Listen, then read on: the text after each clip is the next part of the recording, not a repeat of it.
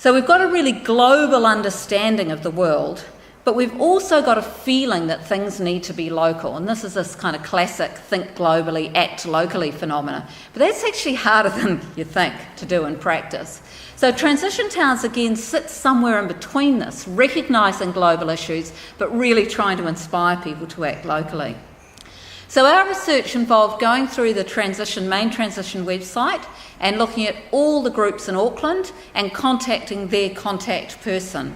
And this was done in 2009, and we found quite a lot of groups and managed to get 12 people to participate, and these were either founders or right in the beginning of the group. So these were key people within the different groups, 6 different Auckland groups. We had an IT manager, for example, we had a naturopath, and we had somebody that described herself as a mother. This is just a representative of some of the different occupations. So one of the first things we were interested in is what attracted people to transition towns. That is, what were their motivations? What problems or issues or what did they think this was going to give them? So essentially that green block represents the issues at stake. So most people make some reference to these global issues like peak oil, climate change, environmental destruction, social justice issues like the extremities in wealth and poverty we're getting now, and so on. So that motivated people. The yellow one was about personal learning and growing.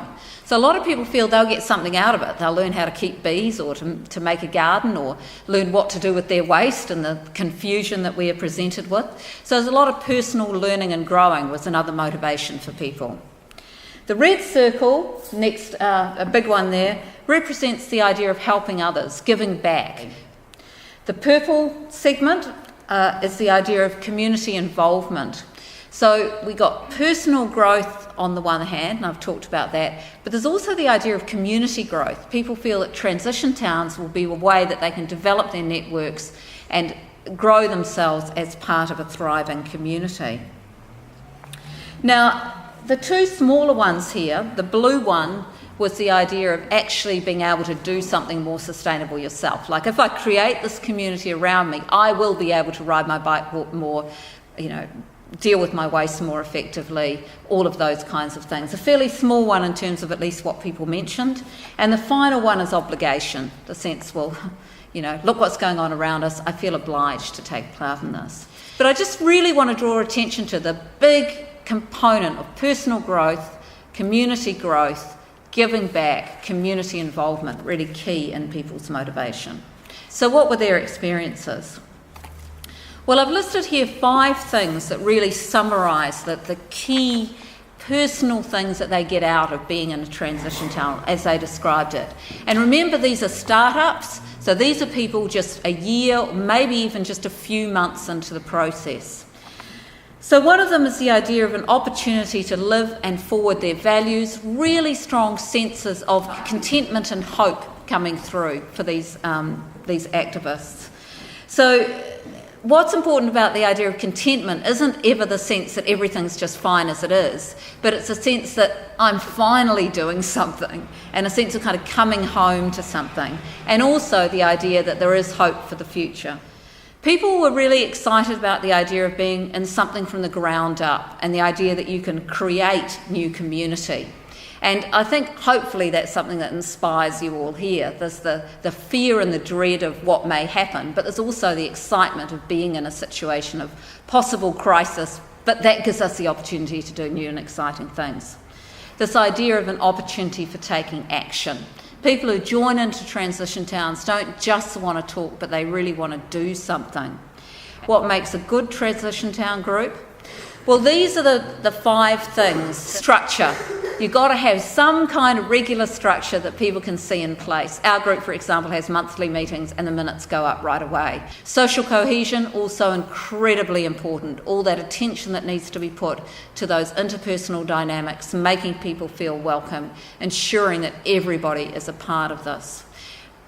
And in the middle, survival. The important thing is to keep going. Because if you keep going, you're there ready. You've developed a network of people for when things start to come at you, whatever those will be. So survival, in a way, is the point of all of those other things to a large extent. So just my 5 tips to finish with. Value your members. Number one, got to do that. Try and recruit new members. We'll be talking about that a little bit more today, but a lot more on the 12th of May. Take action, no matter how small. Strive for a clear structure and excellent communication in the group, and have a positive focus. Suzanne said this is about people who want to act for a better future, not worry about what it will be like. That positive focus is absolutely critical.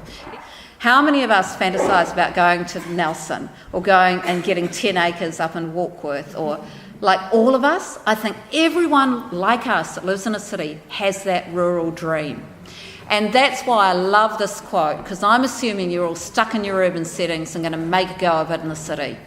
I don't think what the world needs right now is yet another group of people going off into the hills and creating a model of what most people can't have.